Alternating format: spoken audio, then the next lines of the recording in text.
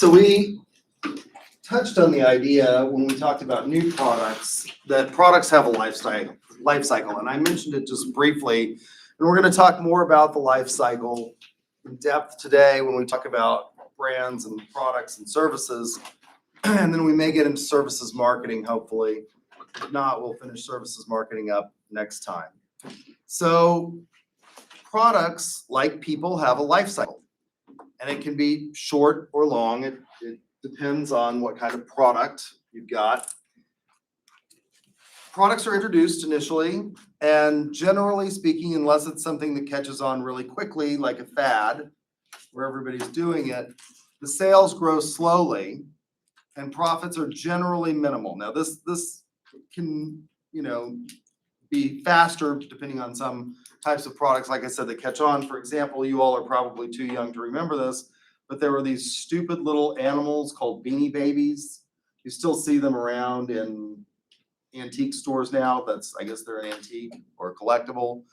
And they launched, and I never saw what the attraction was to them, but they took off and people were trading Beanie Babies, and they became worth lots and lots of money at one point in time. But that was like, it went from like zero to nothing and then fell off, right? Like in a very short period of time, like within a year or two. And they're no longer all that popular. So, but generally speaking, you have something that looks more like this in terms of the product life cycle. So you need to stimulate demand in the introductory stage, and usually that's done through advertising. Unless, of course, you have a product that's like a pharmaceutical drug, in which case demand is oftentimes stimulated through personal selling, because you have to go out and train doctors and teach them about what the product is. Then in the growth phase of the product, sales increase rapidly and competitors start to enter the market, and generally profits peak at that point in the growth stage. So somewhere along in here is where you're going to start to see lots of people entering the market. They recognize that there's advantages to be had by coming up with these, competitors to your brand, and then the profits will peak. In the maturity stage, when you get to the top of the hill, you have a slowing of total industry sales, and your marginal competitors will leave the market, and the profits decline due to price competition. So think about things like fax machines. You all probably have never seen an actual fax machine, just a dedicated fax machine. We still have them. The copier down the hall is capable of sending a fax, although why anybody would do that, I have no clue in the modern age. Doctors' offices, for some reason, tend to cling to faxes because they think it's more secure than email, which can be hacked. Although if the fax machine is part of your copying device, I'm not sure how true that is. But fax machines came out. In my mother's office, when she was in real estate, she had a franchise called ERA, and that stood for Electronic Realty Association. And what made them electronic was at that time they had a very modern piece of technology called a fax machine, and it was connected to the home office, and you could send faxes. And it was really kind of wild at the time. It had a drum on it, and you'd put your fax on the drum, and then it would turn, and you would actually take the receiver from the phone and put it in a cradle on the fax machine, and that's how it communicated with other fax machines. And nobody had these. They were really, really cutting edge at the time. This was in the 1970s. Now fax machines nobody uses them because we have email. That's so much faster and quicker, and it doesn't take as much time, except, like I said, for some industries where they cling to them because they think they're more secure than sending an email. But most people have left that market. There were all kinds of brands of fax machines out there at one point in time, and now it's pretty much the copy companies that make faxes, and it's just built into the copier as part of the function of the copier. In the declining stage, sales begin to drop, and companies delete or harvest products. Coca-Cola forever and ever and ever came up with one of the first diet soft drinks, and it wasn't called Diet Coke. Years and years and years ago, it was called Tab. And they actually sold Tab because there was such a dedicated group of people that still bought it. They didn't advertise it anymore. They were basically harvesting this product. They sold Tab until I think something like 2015. All the way up to 2015, they sold Tab. You could find it in the supermarkets, and there was a diehard group of people who absolutely, it was the most disgusting diet drink that there was. It made Diet Coke taste really, really, really good by comparison. But it was the first diet drink. It caught on, and Coca-Cola kept it around even through the decline because there was this diehard group that loved it, and they harvested it. They didn't put any money into it. They didn't invest heavily in it. They just reaped the money that they could get out of it until they finally deleted the product line.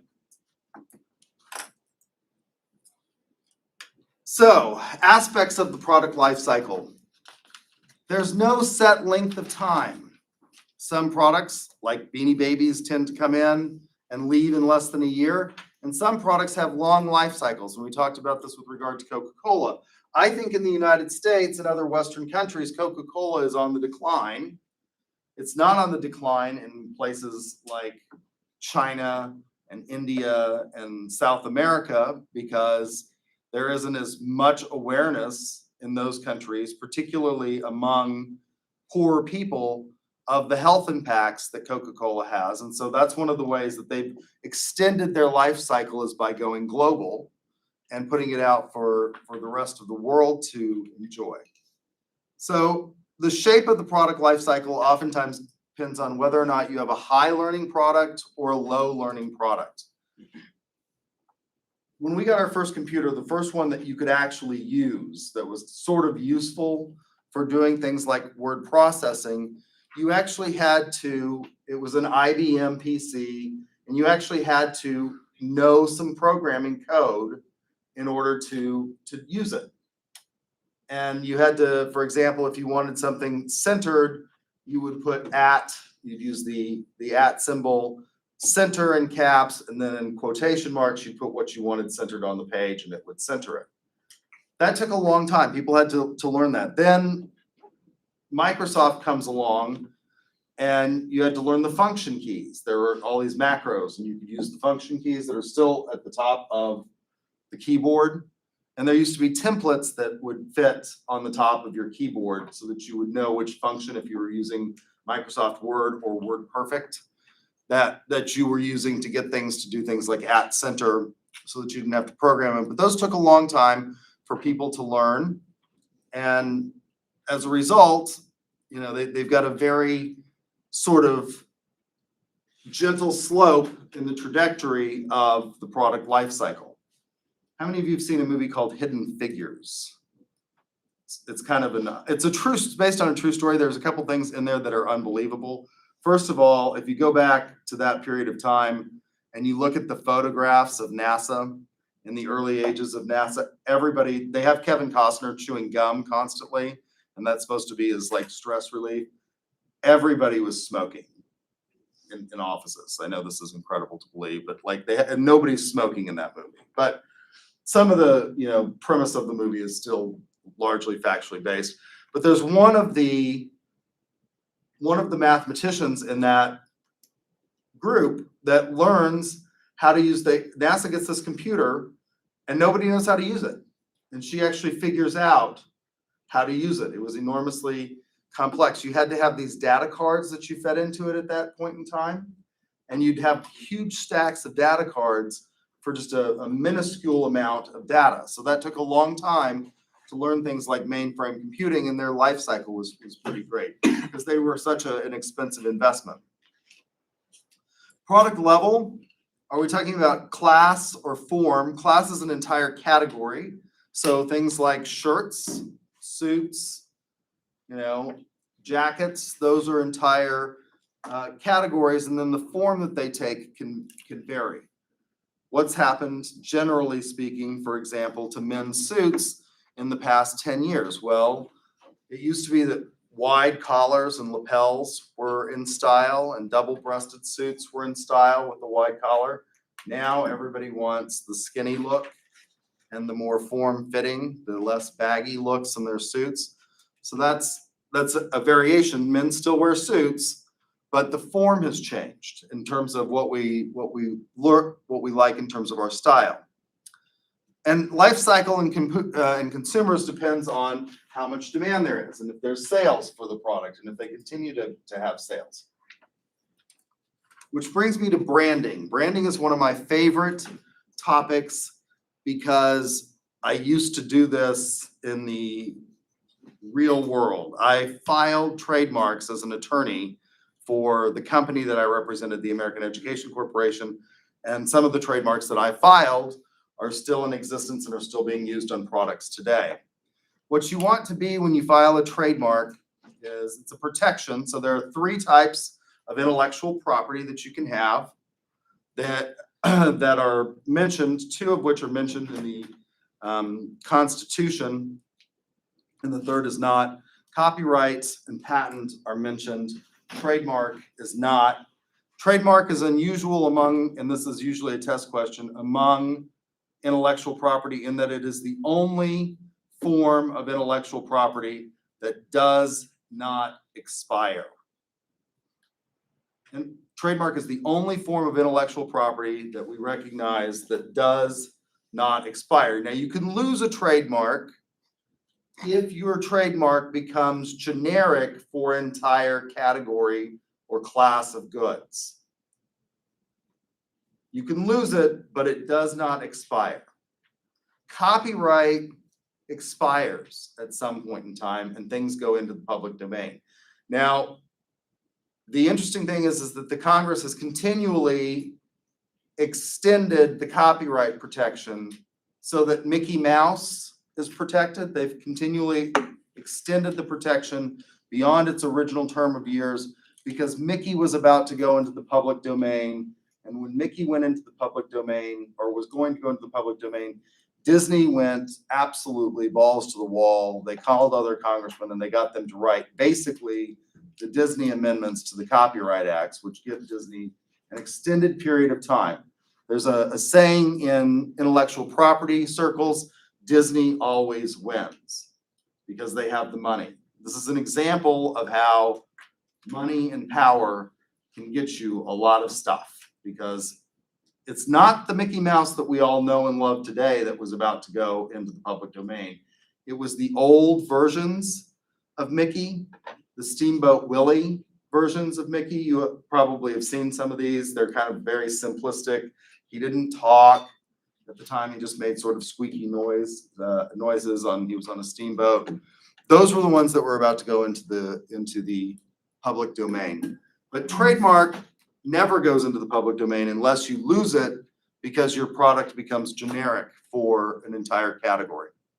So branding scholars like Kevin Lane Keller argue that branding is the most important decision a company will make. I will tell you that is absolutely not true. Branding is an important decision, but I have seen many, many companies that came up with great logos and had fantastic trademarks that went broke. Chesapeake Energy, for example, is one of them, right? I mean, they have a fantastic logo, they have a great trademark, and they filed for bankruptcy. Now, they're still in existence because they were a debtor in possession, but they went broke. And how much longer they can hold on, I'm not sure. Even after the restructuring of their debt, I'm not sure that Chesapeake will be with us forever. In fact, I keep praying for the day that they go fully under and all of their wonderful buildings down on Western become condos so I can buy one because I like that area. So lots of people come up with great brands, great brand identities, and if you have crappy products to sell, you're still going to go broke. But Kevin Lane Keller argues that branding is the most important decision a business will make. That's not true. It is an important decision, but I don't think it's the most important decision that a company will make.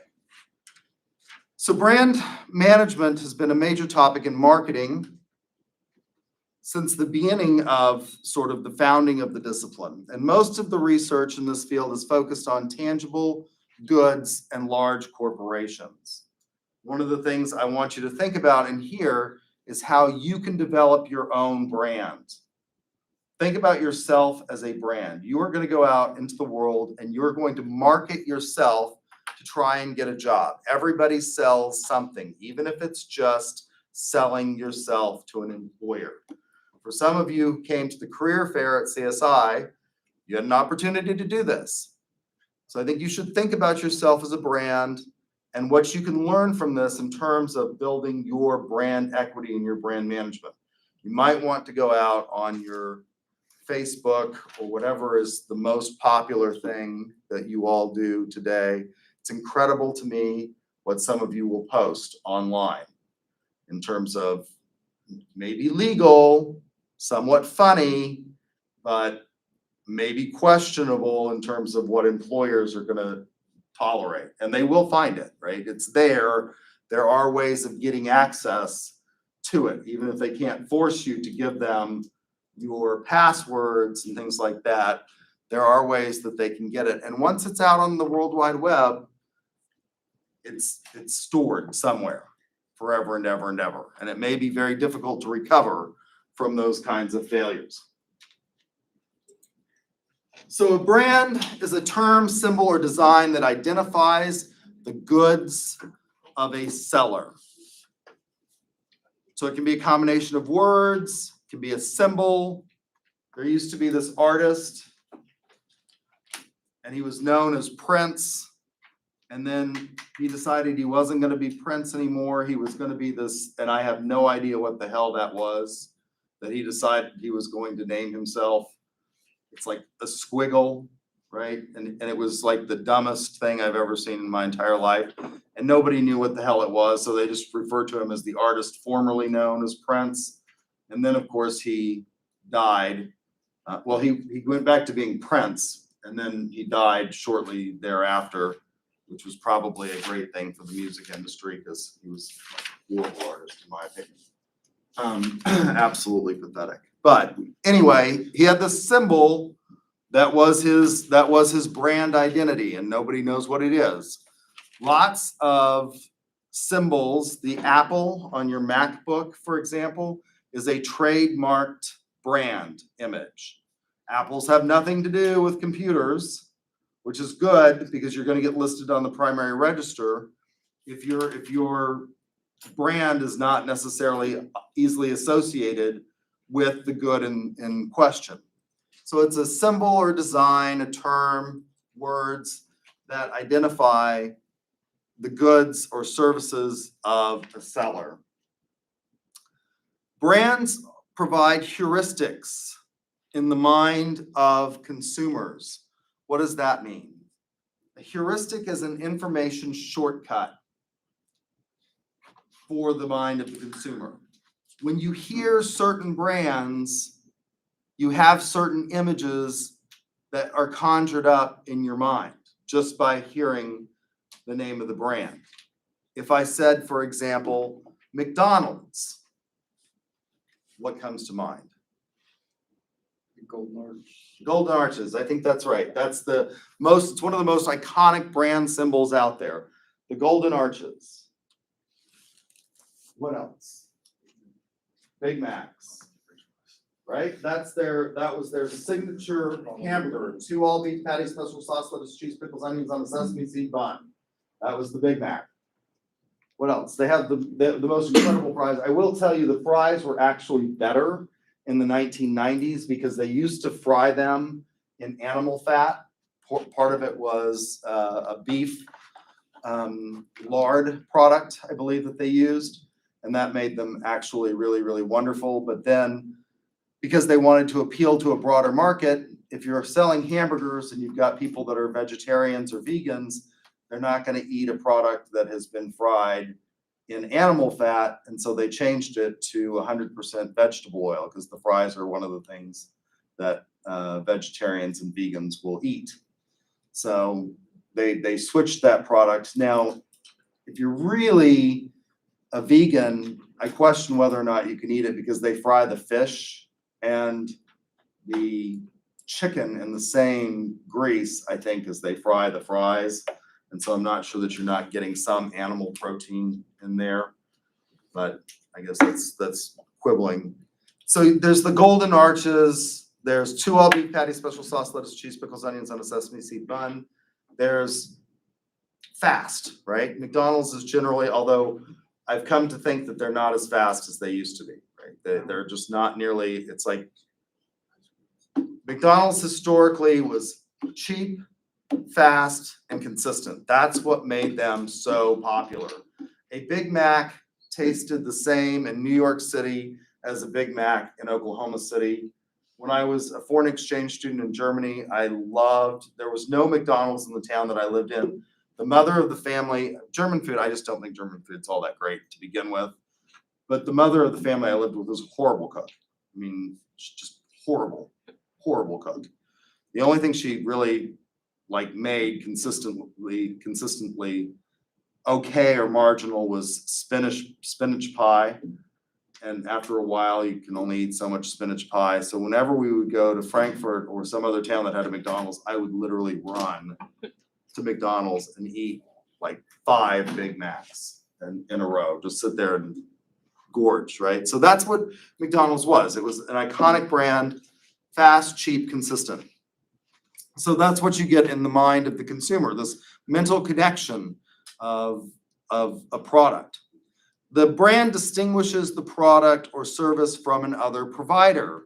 We know in terms of fast food what the difference is between McDonald's and Burger King. Burger King's grab at the market is that they have, flame broiled burgers, that it's not griddle fried.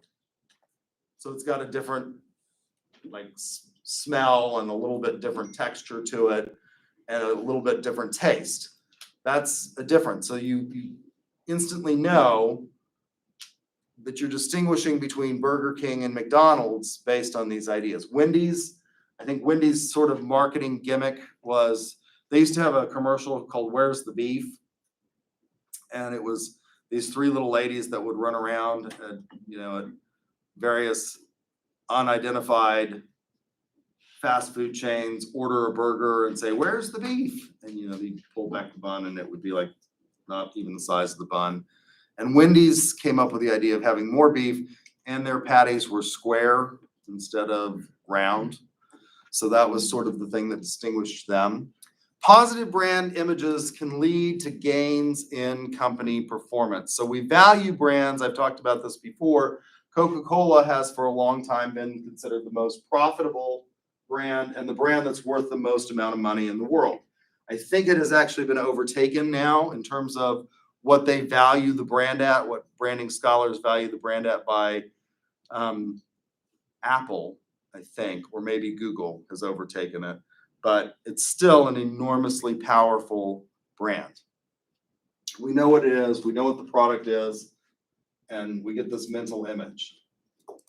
Branding, again, because it's a heuristic, provides consumers with ways of assessing and making decisions.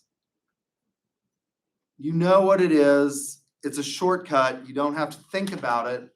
You know that McDonald's is cheap, fast, and consistent, unlike something else like casual dining where it's you have to sit down, you have to wait, and you're not sure if it's not a chain whether or not it's going to be the same. When I'm on sales conferences, I generally tell my students that we're not going to eat at chain restaurants. We're going to find something else, and I specifically tell them that if they mention Starbucks or Chick-fil-A, I will punch them in the throat. I literally hate Starbucks and Chick-fil-A. They are the tools of the devil. I have mentioned this multiple times, but I think it's important to emphasize how absolutely evil they are. So I generally take them to places that are not chain restaurants, and we try to eat food that is somewhat indicative of the local area. One of the competitions we go to is in New Orleans. New Orleans is one of those cities which is listed as having a completely unique flavor that is very specific to New Orleans. Cajun cooking is very specific to that area. And so we try different things. Most of the time, it turns out pretty well. But sometimes, if you're not using a chain restaurant, you don't know what you're going to get, and it may not turn out well. Whereas with well-established brands like Coca-Cola, like McDonald's, you know what you're getting. So what are the elements of a good brand? Well, Turley and Moore suggests that there are a number of elements that are important. First of all, it should be short. Coke is shortened to, or Coca-Cola is shortened to Coke. That's short. You can remember it, right? It should be easy to spell. This is where lawyers go wrong in branding a lot of time, because everybody wants to be a named partner in the firm. And so they have these firm names that are enormously long and are very difficult to spell. So it should be short, easy to spell, easy to remember. Things like Coke, McDonald's, those are easy to remember. Burger King, you get a mental image, it's easy to remember. You know, they've got the creepy Burger King. I think their burgers are actually better than McDonald's, but their brand image, the Burger King guy, is really creepy as far as mascots go. Huh? So was Ronald McDonald. Ronald McDonald, yeah, it was creepy. They've done studies. Most people have like an aversion to, if they're not afraid of clowns, they don't like them. They're kind of creepy. And Ronald McDonald was kind of creepy. They've done away with Ronald. And it's if you look at what McDonald's has tried to do, they've tried to sort of reestablish their brand, and I'll talk about that in a minute. It should be distinctive. So what's distinctive about Coke? Well, you can, it's not only the product itself and these symbols, you can also have what's called trade dress. And Coca-Cola's bottle is very distinctive, and that is a registered trade dress of the product. And I used to do this experiment in here where I'd put somebody in a blindfold and I'd hand them a bottle and say, what is it? And almost everybody could come up with that it's Coke, because it's got this very distinctive sort of curved bottle to it that Dr. Pepper and Pepsi and others can't use. So there's trade dress. So it should be distinctive, and that bottle is definitely distinctive. The script that Coca-Cola uses is very distinctive, and it should not carry any negative associations. Now, this is the one that really can change over time. And at the point at which you establish a brand, it may not have negative connotations, and it may later develop negative connotations. What's an example of this? Sports teams. So there used to be a team called the Redskins, and they said forever and ever and ever that they were not going to change their brand. That was who they were, and they were not going to change their brand, in spite of the fact that overwhelming criticism came about of the Redskins from the Native American population. And the use of the idea of a Native American warrior in their branding campaign, they felt was derogatory.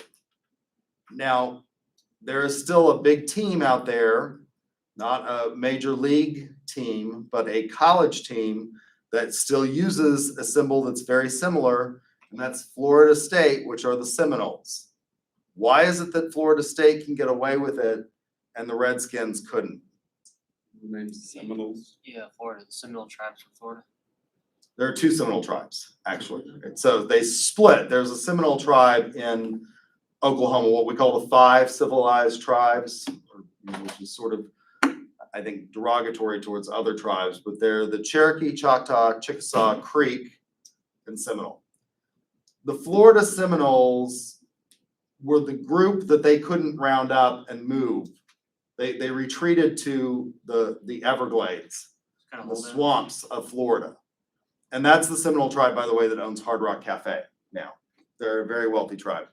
But the Seminoles have actually licensed their name to Florida State. And so that's why I guess it's not got the negative, because the tribe itself has given them permission to use the image on their things. Whereas the Redskins, it was a non-named, sort of undescript, generic, what people think of as being Native American warrior. But so you still have the Seminoles, but all kinds of teams were named after Native American tribes. When I was in college here, the Oklahoma City University mascot was the Chiefs, and it was a chief in full, sort of full regalia. And that has changed. They're now the Oklahoma City Stars as a result of the fact that they recognized that maybe this was a derogatory image. But I will tell you that at the time that these were developed in the 1950s and 60s, cultural sensitivity was not what it is today, and therefore it didn't carry the negative association. And one of the reasons that the Redskins didn't want to rebrand is because it's really tough. I mean, what do you got all these followers out there that have all of your stuff and all of these products that have your brand image on it, and it's tough to rebrand it. So it should not carry any negative associations, but things that at one point in time had very negative associations or did not have negative associations can develop them. I'll give you an example of something else that went the other way.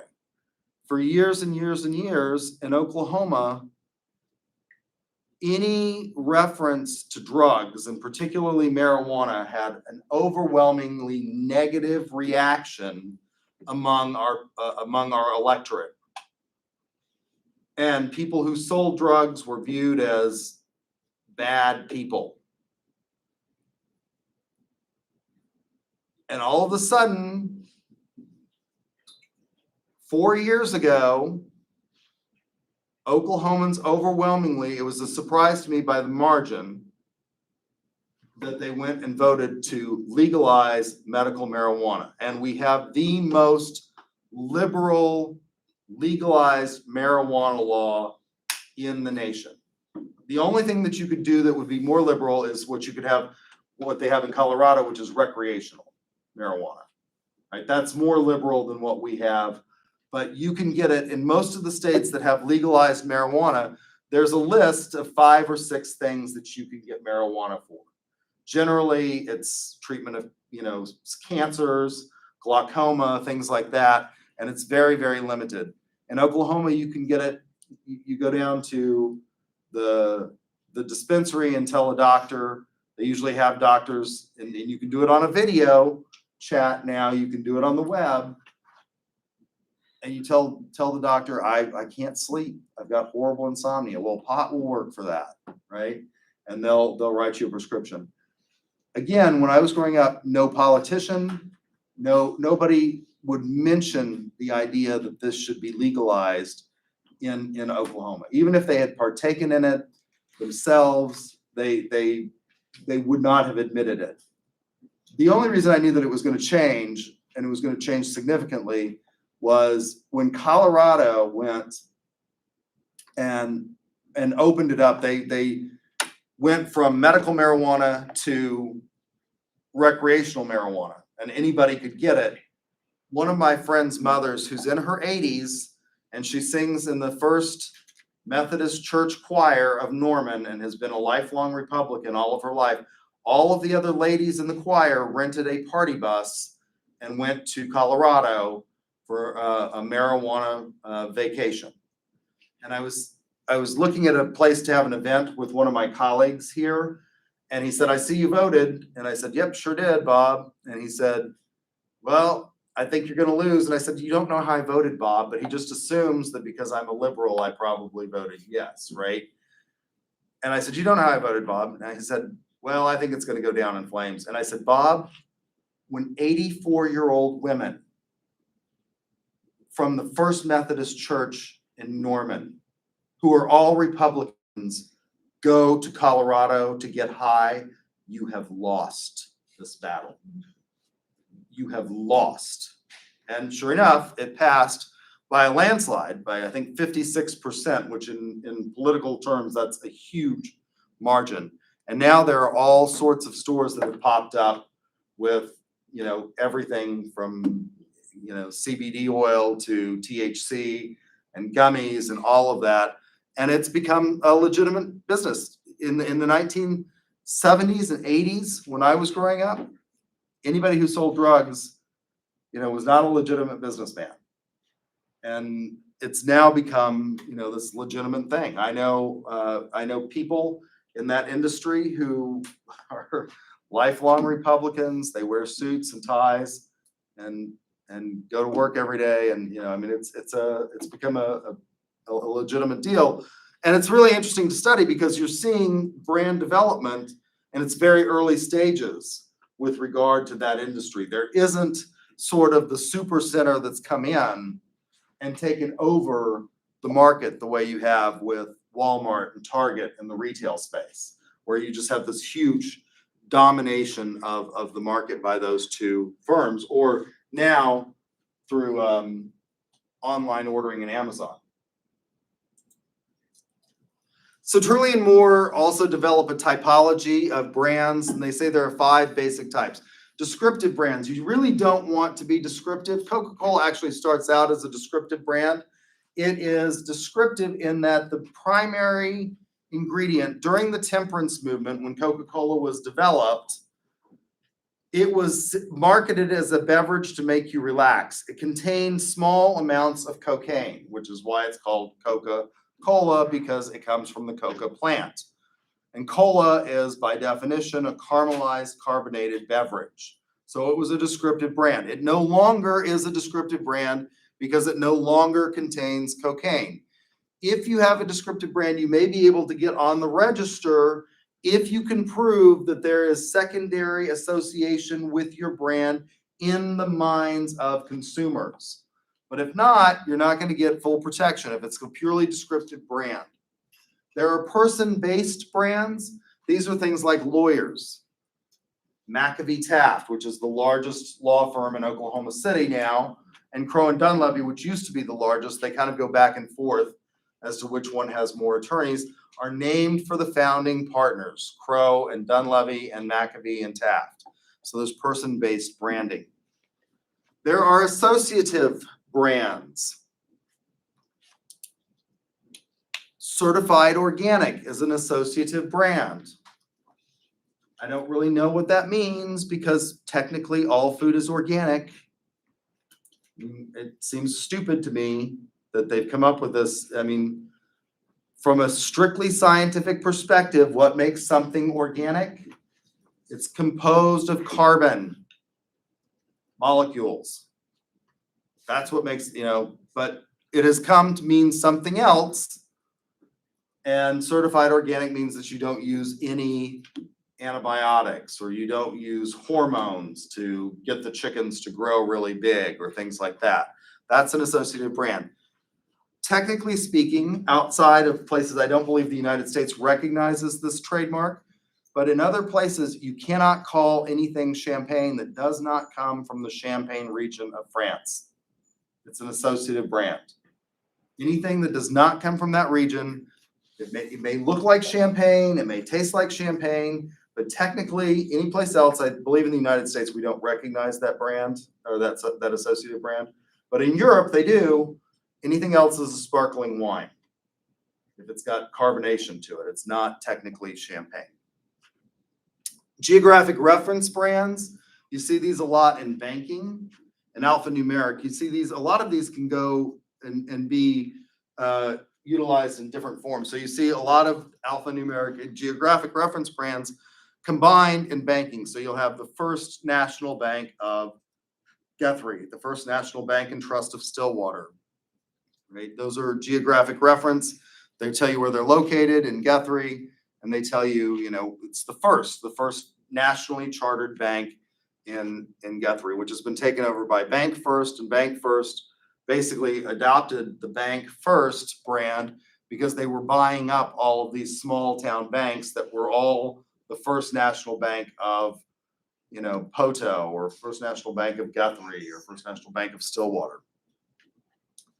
There's one more that you should add to that I've come up with that's usually a test question, and that's theme-based branding. This is a big category that they miss. Turley and Moore miss it.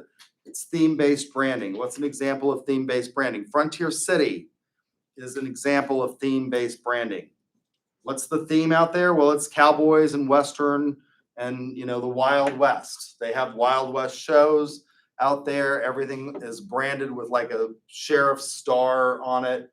They've got old Western style buildings, livery stable, markings and things like that, and that's the theme.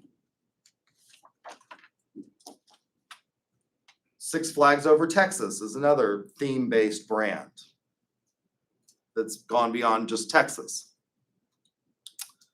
Once you've developed your brand, you have to manage it. You can't just put the brand out there and then rest on your laurels and not manage the brand. So what do you have to do to manage the brand? Well, Keller says that there are 10 attributes of brand management that you have to be aware of.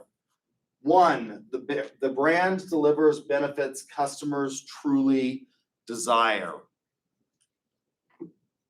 Forever and ever and ever, McDonald's sold lots of crappy hamburgers and really exceptional fries to people who were traveling because you knew when you were traveling, if you were stopping along the road, they generally have very clean restrooms compared to a lot of the gas stations and truck stops. McDonald's does a good job of cleaning their restrooms, although the truck stops have gotten better. But they were a good place to stop and use the restroom, and you knew what you were going to get. Particularly among your generation, this is starting to change. And you people want something else. You want something that's perceived as being better for you. And I have a friend, Starbucks, tool of the devil, makes a product that is exactly like McDonald's sausage McMuffins. It's an egg McMuffin with sausage and cheese on it. Starbucks makes this. And because they have this image as being, like better for you, I have a friend who's an educated person and he should know better. He's like, let's go to Starbucks. Their food is just cleaner. There is nothing, first of all, I don't know what that term means. I mean, I can tell you what I think you all think it means. You think it means that it's not overly processed. There is no way you get sausage without heavily processing it. Just doesn't happen. It's a heavily processed product. There's, and he's like, it's just better for you. I'm like, no, not better. But there's an image. It's called a health halo effect with Starbucks. And as a result of this image, McDonald's started losing market share in their breakfast market, which was one of their most profitable meals, to Starbucks, because people were going to Starbucks because it's better quality. No, not better. In fact, in every blind taste test, their coffee is beaten out by McDonald's and Dunkin' Donuts. That's just a fact. And they deliberately do it. They deliberately sell shitty coffee so that you'll have, rather than having a cup of coffee, you'll get a mocha latte or a frappuccino or something else that doesn't resemble coffee. But in every taste test, right? But there's this image thing.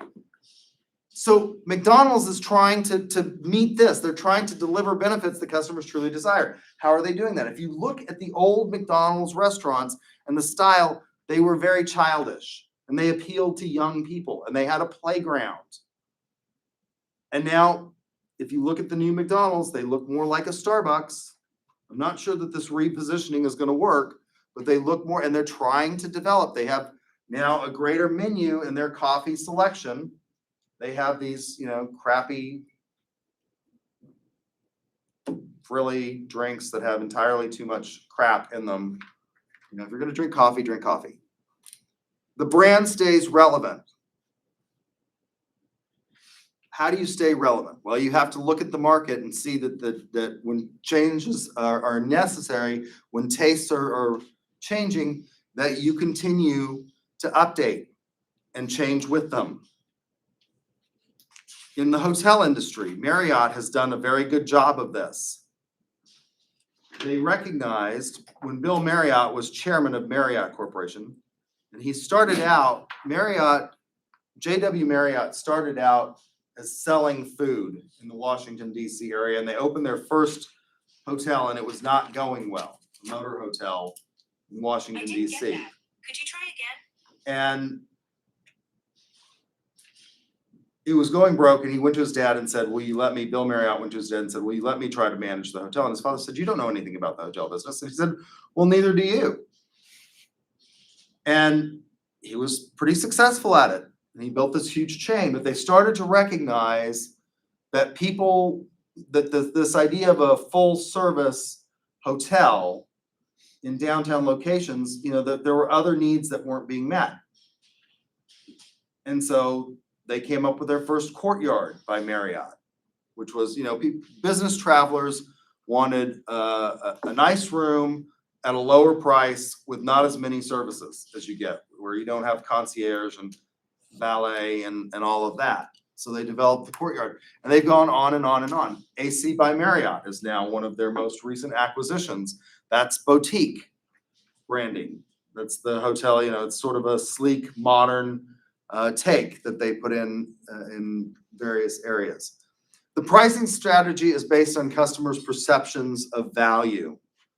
So what is it that you are trying to sell? There's a big difference between selling a Timex and a Rolex. And Rolex knows that. Rolex doesn't want to sell a watch to everybody. Timex wants to sell a watch to everybody. But it's based on the perceptions of value. So what is it the customer really values, and what are they willing to pay for your product?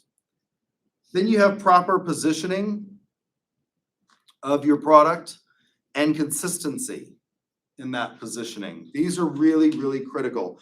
And I'll give you an example of some of the research that I did in political marketing. And what we saw was a shift in the model in terms of marketing political candidates. So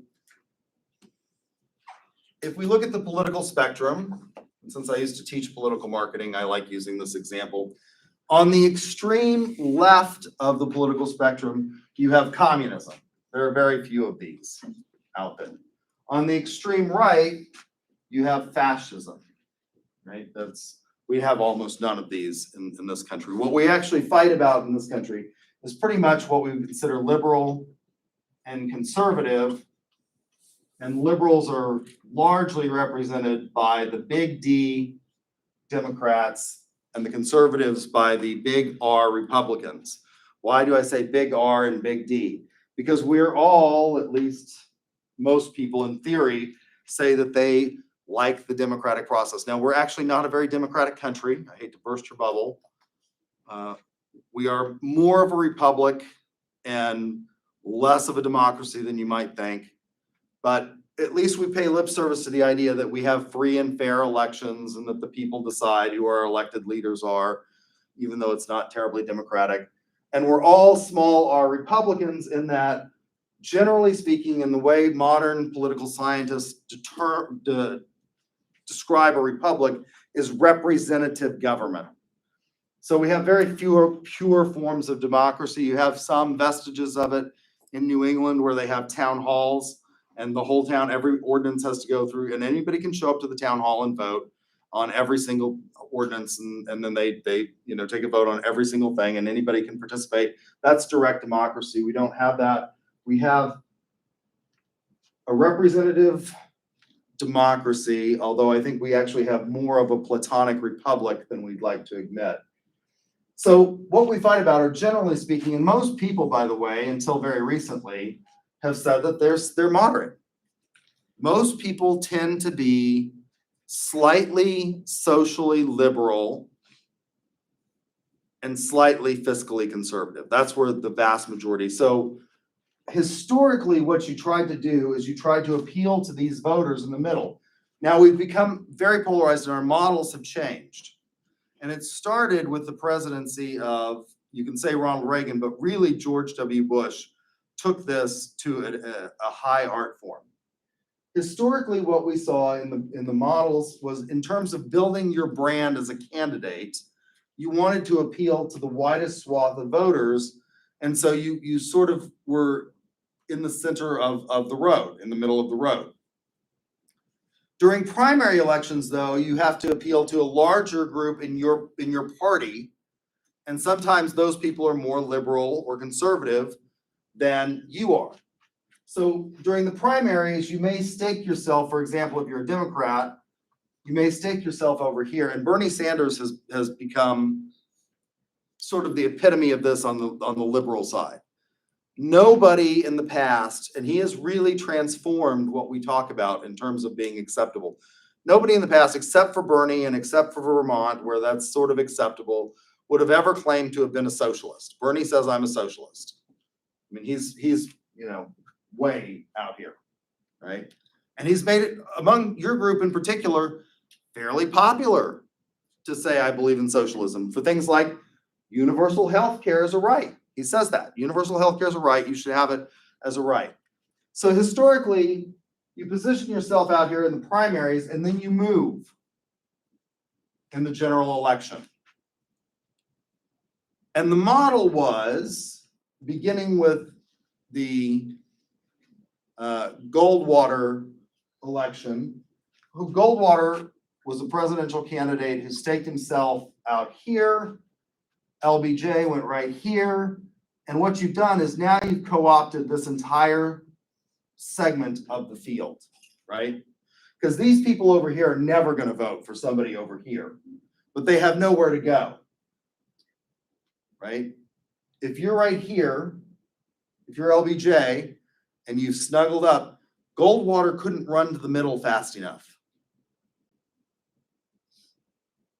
On the other side, the McGovern election, the Democrats had this guy named McGovern who was out here and he couldn't get elected. Historically, that's where you've been.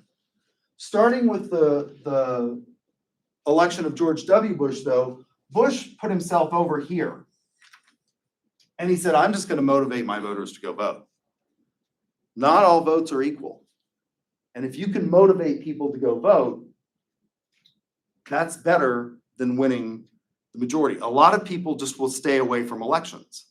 There are other things to do that day, right? And so George W. positioned himself way out here, and then he stood his ground and he motivated particularly the religious right, who are absolutely fanatical about the abortion issue, to go vote for him, based on the idea that they were going to overturn Roe versus Wade. And he won. Now, it was a risky strategy. Why was it a risky strategy? Well, because he didn't win the popular vote. He lost the popular vote to Al Gore by millions of votes. But millions of votes don't count. What counts are electoral votes. And if you win the right combination of states, you can win something like 15 states and win the Electoral College. And that's what he counted on. Now, it's a risky strategy. He almost lost because the margin in Florida was razor thin for him. And literally, it came down to, after all of the recounts, I think it's less than 500 votes. If Al Gore had been able to motivate his base just 500 more votes in Florida, he would have been the president. But this has become the model. And now what we see in political science is that in properly positioning their brand, the parties are positioning themselves further from the ideological middle and are attempting to motivate their base. Because what you recognize is that these people over here are never going to vote for George W. But what will happen if you snuggle up to George W., like Al Gore did? They just won't go vote. They're not motivated to vote for you. If they think nothing's going to change, they're just not motivated to vote. And so, yeah, they're not going to vote for George W., but every vote that doesn't go vote for Al Gore effectively helps George W. And that's certainly the attack approach that Donald Trump took. I'm gonna start out way over here, and I'm not going to move. And he motivated, again, risky strategy, because Donald Trump lost the popular vote by 6 million votes, but he won the electoral vote. And so it's a risky strategy, but more and more what you're seeing is the parties starting to reposition themselves. The Democrats used to say, we're a big tent. We have all these people, and you're starting to see them now position themselves further and further left, and largely as a result of Bernie Sanders. Before Sanders' campaign really took off, no Democrat would have said they were for socialized medicine. Those would have been death nails. Now all of them are willing to say that they want some form of safety net in medicine so that people don't go bankrupt. What's the number one cause of bankruptcy in this country? It's credit card bills that people have charged up to pay for medical services. If you have a good plan in this country, if your employer provides you with a good plan, let's say an 80-20 plan, where they pay 80% of the costs and you pay 20% of the costs, up to a total out-of-pocket maximum, that can still lead to thousands of dollars. I work for the state. We have generally good health insurance. But the plan, they offered 3 or 4 different plans, and the plan that I chose has a maximum yearly out-of-pocket expense of something like $6,500. Now, what happens if you break a leg and have to go to the hospital? You're at 65, I can tell you. You know, I had a motorcycle wreck several years ago and had to go to the hospital. And for literally 3 hours in an emergency room, the bill was $35,000. So you're already at your $6,000. If you can't write the check for that, what do? You put it on a credit card and hope that you can pay it off, and a lot of people can't. Yeah. A lot of insurances also require like authorization. Yeah, for pre-authorization. things to Yeah. be Yeah. done. Yeah, they do that. That's a big thing, is that the managed care aspect of it is huge, right? And so what we've seen this positioning of the parties where the Democrats are absolutely willing now to say, we want socialized medicine. Now they argue about how you get to socialized medicine, because you can have a mixed combination of benefits, but their position is pretty consistent now. And it's not necessarily most Americans, because most Americans get their insurance company through their employers. Most Americans don't want that to go away, even though they'd probably be better off. It's so complex. They would probably be better off if we went with a single payer plan. But because employers use that as a way of recruiting, most people want to keep their individual plan. They want to keep their doctors and things like that. So then consistency. George W. was another good example of consistency. The first election he ran was for Congress, and he got out poor boy in Texas. He ran against an incumbent Democrat in West Texas, and that guy used a campaign against him that he got out Texaned by the Texan. George W.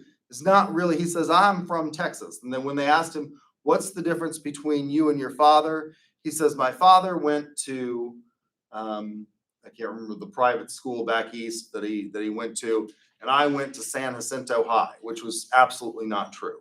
He went to San Jacinto Junior High School for a while, but his family moved to Texas when his father decided to go into the oil business. And then they sent W back east to school at boarding school where his father had gone. But he decided he was never going to be out Texan again. The candidate made a huge issue of the vast sums of money that George W. had spent, and even implied that George W. had bought beer at college frat parties in order to motivate the vote. He learned a lot of lessons from that campaign, and when he ran his second campaign, which was for governor of Texas, he was running against the most popular governor in the nation at the time, Ann Richards. But he was absolutely consistent in his message. There was evidence to suggest that crime was on the decline in all 50 states, and particularly in Texas.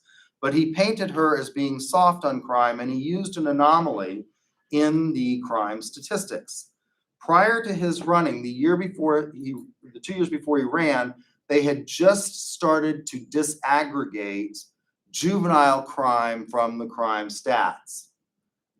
And so you could ask George W. what time of day it was, and out would come, we must cure juvenile crime in Texas. He had people believing that there were hordes of feral children running around the Texas countryside, ready to rape, pillage, and plunder at the drop of a hat. In spite of the fact there was no evidence for this. It appeared that there was an increase because the 2 years before, they had not disaggregated juvenile crime as a separate category. So there seemed to be this small uptick. And he constantly said, crime in Texas is getting younger, more violent, more unpredictable. And we must cure juvenile crime in Texas. It was an amazing campaign, and he defeated what was the most popular governor in the United States at the time, handily in that election. And that broke the back of the Texas Democratic Party. So he had this positioning statement that was really good, and he was consistent. And he was consistent through all of his campaigns, by the way. He was one of the most disciplined politicians I have ever seen in my entire life. He never, ever deviated from message. I mean, he was very, very consistent. Next, the brand portfolio and hierarchy makes sense. I talked about Marriott. Marriott starts out in the hotel business. They didn't start out in the hotel business, but when they got into the hotel business, basically what they started was big box, full service hotels. And what do I mean by that? I mean hotels that are in downtown locations near convention centers that have all the services and amenities that we think of as being sort of resort style hotels. They had concierge, they had valet, they had meeting space, they had full service restaurants, and Marriott was unusual in the hotel market in that in their full service hotels, they're one of the few companies that offer a completely kosher kitchen. Now, Jews are a minority in the population, but by and large, on the whole, they tend to have more money than other ethnic groups. And they spend huge amounts of money on two events: bar mitzvahs for their males, and bat mitzvahs if you are a member of a reformed congregation, and weddings. And those are hugely profitable. And the only place that they can go in many cities and have a kosher kitchen is a Marriott. So it was really, I mean, they went above and beyond, really great marketing on their part, but they started to recognize that there were people that didn't want all of these services. Having all of those facilities means you increase your cost, right? Because you've got all of the square footage that you have to take up. Whereas a lot of business travelers just wanted a clean hotel that was in a nice location that had, you could go down and maybe get a snack or something like that, but not a full service meal. So they developed the Courtyard by Marriott, and then Fairfield, and then AC Hotels, and all these others.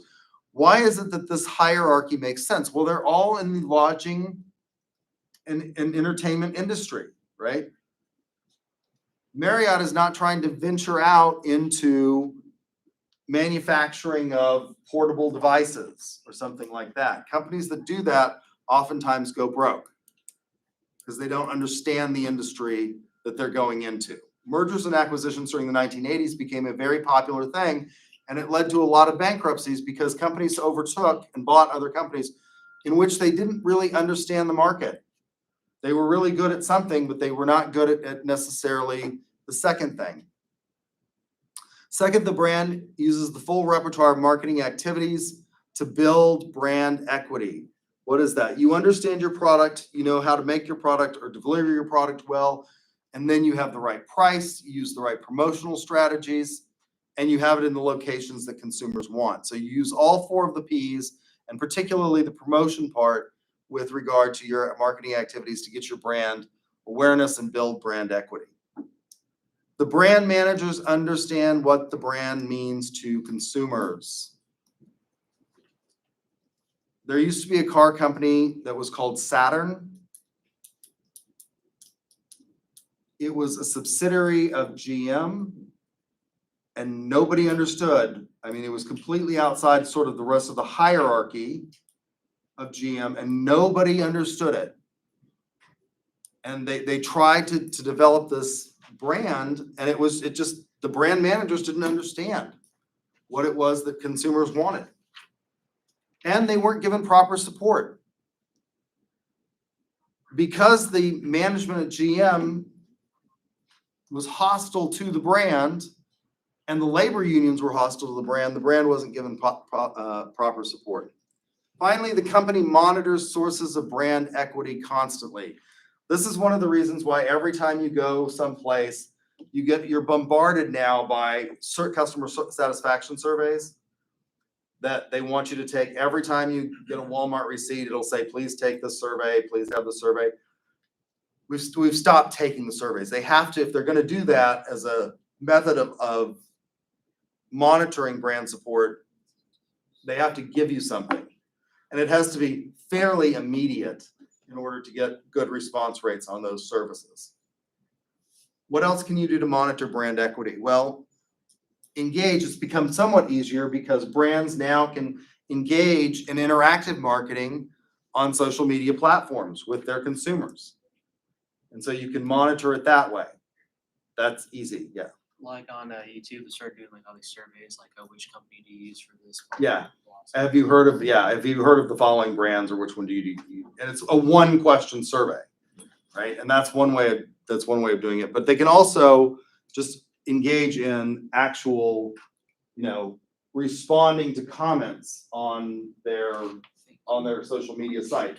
Now, one of the things that I will tell people is that you have to, if you're going to do it, you have to monitor every site that you have, and you have to be consistent in that, and that gets really tough to do. I'm not sure what feature it was, but someone on Twitter was telling Elon Musk to add some feature, and he said, okay, well, it will be coming up in the next update. I'm sorry, what was that? I'm not sure what feature it was, but someone was like telling Elon Musk to add a feature to the Tesla car. Oh, Elon okay. Musk said, yeah, but like he said it will be coming. Yeah, you can absolutely do that now, but you have to be careful that you're constantly, monitoring that, and that the people who are monitoring that are not over-promising on things that you can't necessarily deliver. It's very easy to do that. It's very easy for people to get excited and do that. So you have to monitor those sources, and you have to have employees that understand what the brand means, that are monitoring those and what you're capable of doing.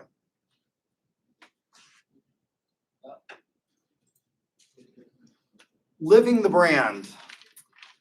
Organizations, businesses act through their agents. When Mitt Romney was running for president, reporters caught him, and they were asking him questions about the ability of companies to engage in campaign finance. For many, many years, companies were not allowed to engage or donate money to candidates or political action committee. Then the United States Supreme Court said that free speech means free speech, and that businesses could donate. And they were asking him some question along these lines about it. And Mitt Romney made fun of it, or he said something that everybody made fun of him for, which was, he said, corporations are people, my friends. And, like everybody laughed, ha ha ha, how stupid is he? That's true. Corporations are legal people. Everybody thought it was a gaffe on his part, because we all know that they're not real people, but they are legal people. What does that mean? It means that they can own property in their own right. They can sue and be sued in their own right. They can sign contracts. Now, they do this through their agents, right? So they act through their agents. And the agents impact what customers view the organization as.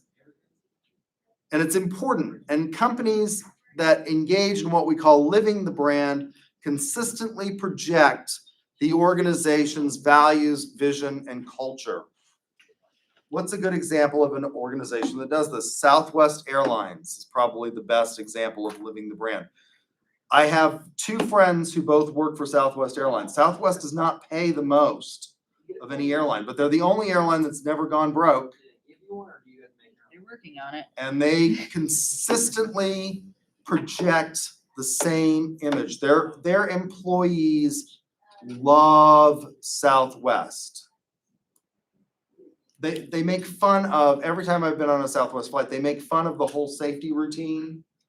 Like if you don't know how to buckle a seatbelt, you know, you're a candidate for natural deselection. But I mean, it's you can tell that they enjoy their job. And they consistently live the brand. And it's because Southwest offers a lot of things to their employees. And they love it. They're fiercely loyal to that brand. So companies that live the brand are ones where the employees have bought into. It's not just a job for them. They're not just punching a time card. They consistently live the values and cultures and beliefs of that organization. And how do you do that? Well, you start by having an organization that engages in internal brand marketing with their employees. So that employees know what it means to work for that company. They feel a part of that company. They know what the company values, and they feel connected to those visions and values and culture that the company offers. That's the end of branding. I thought we'd get into services today, but we didn't. So if you got some ducks, come see me.